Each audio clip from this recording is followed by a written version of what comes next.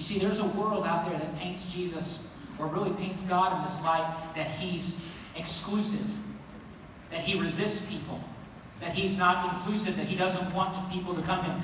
There's an enemy out there who creates confusion.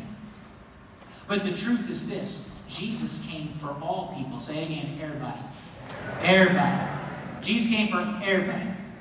Why is this significant? I just want to take a moment. I just want to teach the word to you, because Jesus revealed his heart in these two conversations. The first two things he did after his ministry began were these conversations. The first man, Nicodemus, obviously was a male. He was a Pharisee. He was someone who was a teacher of religious tradition. He would have had a quote-unquote strong faith walk.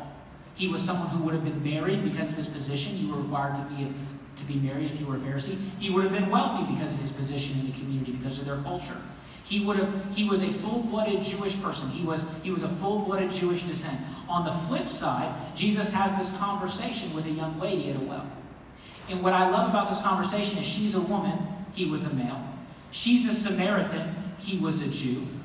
She would have been probably not of higher social class because she was an outcast who was getting water in the middle of the day when everyone else didn't get water. She had had 5 husbands and was living with her boyfriend. She was the complete opposite of him. But Jesus said, I came for everybody. Everybody. And the world, or the enemy, really the enemy, the devil would like us to believe a different reality of God than his true heart and his true nature. Because John 4, verse 3 says that he left Judea and departed to Galilee. But he needed to go through Samaria. He had to go through Samaria. He had to. You might be thinking, of course he did. He had to travel through Samaria. Not quite the case. See, back in the day, and I always keep it real, so I'm just going to tell it how it is. The Jews and Samaritans were racist. They hated each other. They didn't really talk to each other. They had nothing to do with each other.